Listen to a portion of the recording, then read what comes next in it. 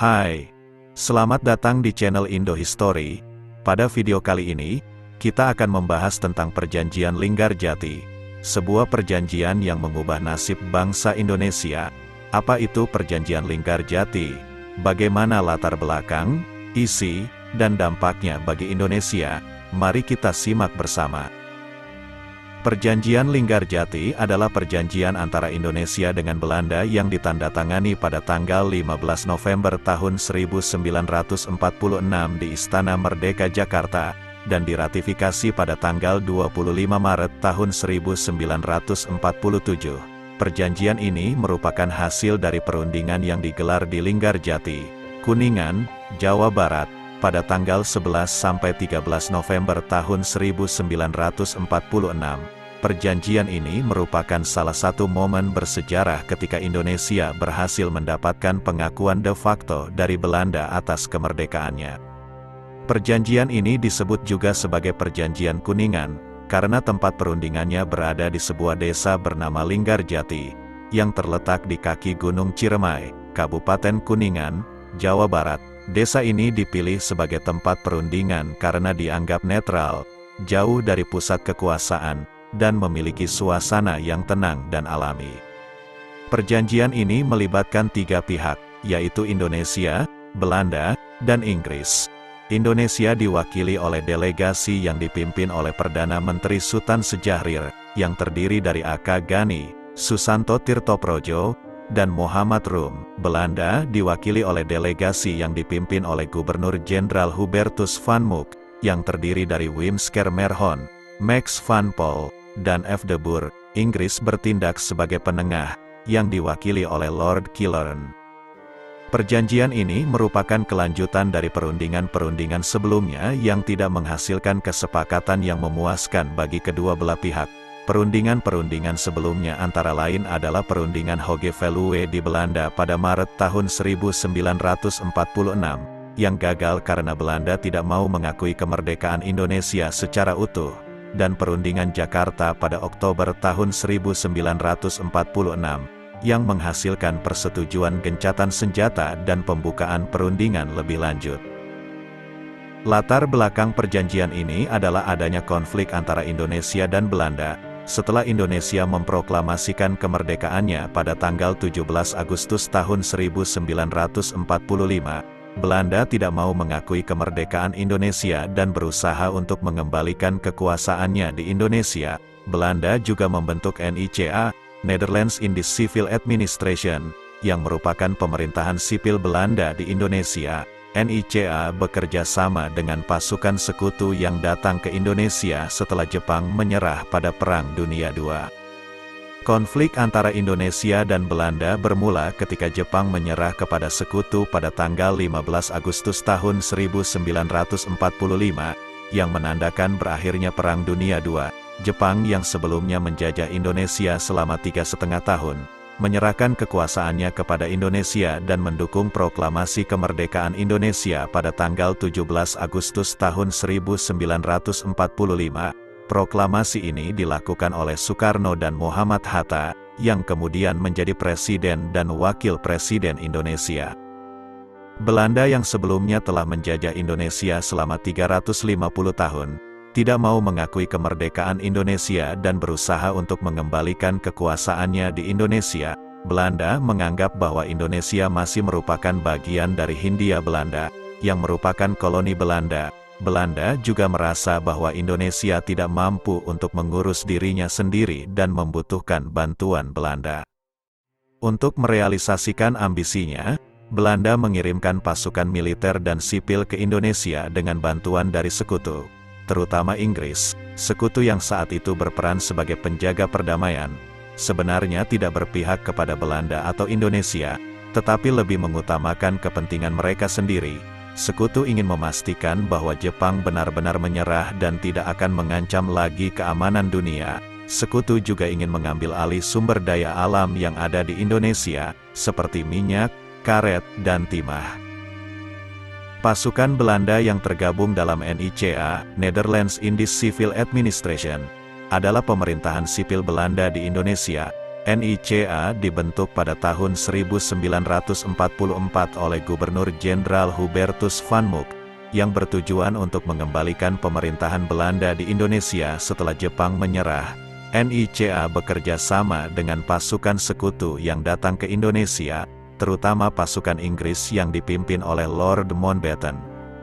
NICA dan pasukan sekutu mendapat perlawanan sengit dari rakyat Indonesia yang berjuang untuk mempertahankan kemerdekaannya. Terjadi banyak insiden pertempuran dan bentrokan antara pejuang Indonesia dan pasukan sekutu Belanda, yang menimbulkan korban jiwa dan kerusakan di kedua belah pihak. Untuk menyelesaikan konflik ini, digelarlah serangkaian perundingan antara Indonesia dan Belanda, baik di Jakarta maupun di Belanda. Namun, perundingan-perundingan ini tidak menghasilkan kesepakatan yang memuaskan bagi kedua belah pihak, hingga akhirnya, atas usulan dari Lord Inverkeppel, utusan Inggris yang bertindak sebagai penengah, disepakatilah untuk mengadakan perundingan di Linggarjati, sebuah desa yang terletak di kaki Gunung Ciremai, Jawa Barat. Perundingan di Linggarjati dihadiri oleh delegasi Indonesia yang dipimpin oleh Perdana Menteri Sutan Sjahrir, dan delegasi Belanda yang dipimpin oleh Gubernur Jenderal Hubertus van Mook. Perundingan ini berlangsung dalam suasana yang santai dan akrab, tanpa adanya tekanan dari pihak luar. Setelah 3 hari berdiskusi, akhirnya tercapailah kesepakatan yang dikenal sebagai Perjanjian Linggarjati. Isi dari Perjanjian Linggarjati meliputi 3 hal, yaitu: pertama, pengakuan Belanda secara de facto atas eksistensi negara Republik Indonesia yang meliputi Sumatera, Jawa, dan Madura.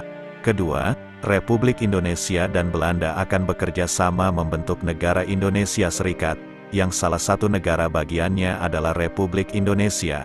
Ketiga, Republik Indonesia dan Belanda akan bekerja sama dalam mengurus urusan luar negeri, pertahanan, dan keuangan, dengan menghormati prinsip-prinsip demokrasi dan hak asasi manusia. Perjanjian Linggarjati memiliki tujuan utama, yaitu untuk mengakhiri permusuhan antara Indonesia dan Belanda, dan untuk menciptakan perdamaian dan kerjasama yang harmonis. Perjanjian ini juga memiliki tujuan lain, yaitu: pertama, untuk mendapatkan pengakuan kemerdekaan Indonesia dari Belanda secara de facto, yang berarti bahwa Belanda mengakui keberadaan Indonesia sebagai negara yang merdeka, meskipun belum secara resmi.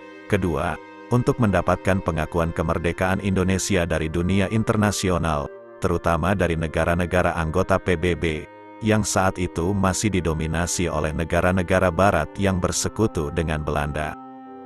Perjanjian Linggarjati memiliki dampak yang signifikan bagi Indonesia, baik positif maupun negatif. Dampak positif dari perjanjian ini adalah: pertama, Indonesia berhasil menunjukkan bahwa ia mampu bernegosiasi dengan negara-negara besar dan mendapatkan dukungan dari dunia internasional. Kedua, Indonesia berhasil mempertahankan wilayahnya yang meliputi Sumatera, Jawa, dan Madura, yang merupakan basis utama perjuangan kemerdekaan.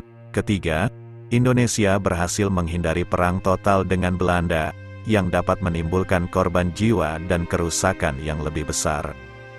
Dampak negatif dari perjanjian ini adalah: pertama, Indonesia harus mengorbankan wilayahnya yang berada di luar Sumatera, Jawa, dan Madura, seperti Kalimantan, Sulawesi, Maluku, Papua, dan lain-lain, yang akan menjadi bagian dari Indonesia Serikat yang dipengaruhi oleh Belanda. Kedua, Indonesia harus bersedia untuk bekerja sama dengan Belanda dalam mengurus urusan luar negeri, pertahanan, dan keuangan, yang dapat mengancam kedaulatan dan kemandirian Indonesia. Ketiga, Indonesia harus menghadapi pro dan kontra dari masyarakatnya sendiri, terutama dari golongan yang menentang perjanjian ini, seperti Partai Nasional Indonesia, PNI, Partai Masyumi, Laskar Rakyat Jawa Barat, dan kelompok sayap kanan yang dipimpin oleh Tan Malaka. Perjanjian Linggarjati tidak berlangsung lama, karena Belanda melanggar perjanjian ini dengan melakukan agresi militer pertama pada tanggal 21 Juli tahun 1947. Agresi ini bertujuan untuk merebut kembali wilayah Indonesia yang telah diakui oleh Belanda dalam perjanjian ini. Agresi ini menimbulkan perlawanan sengit dari pihak Indonesia, yang kemudian disebut sebagai Perang Kemerdekaan Indonesia. Perjanjian Linggarjati akhirnya dibatalkan oleh Indonesia pada tanggal 17 Desember tahun 1948, setelah Belanda melakukan agresi militer II yang menyerang ibu kota Indonesia, Yogyakarta, dan menangkap Presiden Soekarno dan Wakil Presiden Muhammad Hatta. Perjanjian ini baru diakhiri secara resmi oleh Belanda pada tanggal 27 Desember tahun 1949, ketika Belanda mengakui kemerdekaan Indonesia secara de jure, atau secara resmi, dalam konferensi meja bundar di Den Haag, Belanda. Demikianlah penjelasan singkat tentang Perjanjian Linggarjati, sebuah perjanjian yang mengubah nasib bangsa Indonesia. Semoga video ini bermanfaat dan menambah wawasan kita tentang sejarah kemerdekaan Indonesia. Jangan lupa untuk like, komen, share, dan subscribe channel Indo History. Terima kasih dan sampai jumpa di video selanjutnya.